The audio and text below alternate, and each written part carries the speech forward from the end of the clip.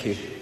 Call Simon Bridges. Chair, it's a very interesting debate, and one where I accept there probably are some nuances and some subtleties. But what I'd also say is ultimately it strikes me that it does come down to some classic philosophical dividing lines.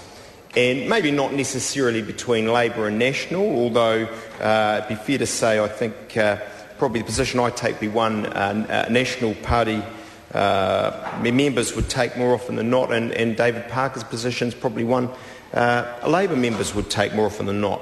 But I'd say, for a starter, that actually in a fight between freedom of information, where people can take, record information and use it as they like, versus privacy, while sometimes privacy will of course win, I'd go with freedom of information nearly every day, because I'd much rather live in a freer society where people can say, report, do what they like than one where we are cloistered by privacy rules.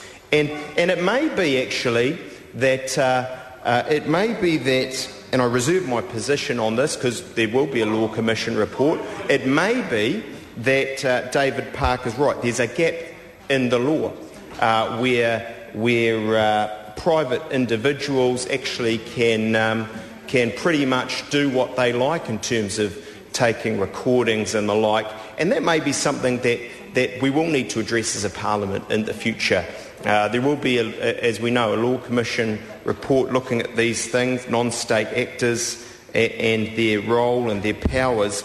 But the solution in the interim most certainly isn't to ban private investigators from doing what any other individual, what any other Joe Bloggs can do right now.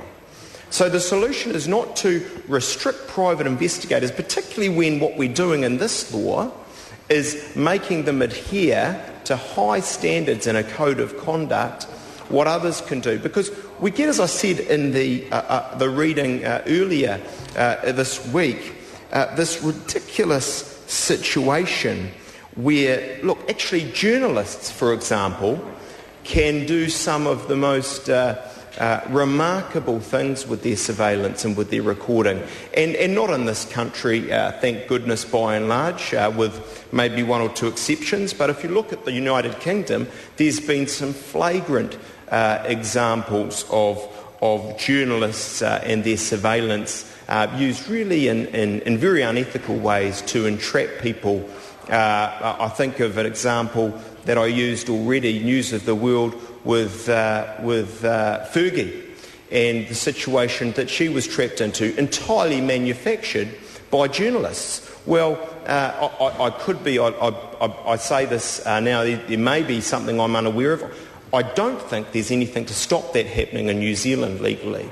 And so, as I say, it may be that David Parker's got a point that we need to address that down the track. But the answer today isn't to take this supplementary order paper on board and restrict what private investigators can do, because they'll be beholden, as I say, to a strict set of codes of conduct that will be put in place prior to, I think it is, the enactment of this law. And I come back to some other examples that give a very real, I think, face to why private investigators should be able to have surveillance. Think of, really, outside of the police, most government agencies. They use, in the public interest, private investigators to do their investigation work. WINS does. ACC does. Most of those civil fraud cases that those agencies, IRD does, that those agencies use, they employ private investigators in the public interest to go out. Now, it's a silly situation. Actually, it's one we've had for a long time, I accept, but it's a silly situation when they cannot take photographs and video recordings to prove a case of fraud. As I said in ACC, the example of the person with the bad back who in fact plays a mean game of golf every day of the week. What would be wrong there? What would be unethical there about recording that for evidential purposes for court? That can't happen now. We're changing that. I call the Honourable David Cunliffe. Mr. Chairman, this is a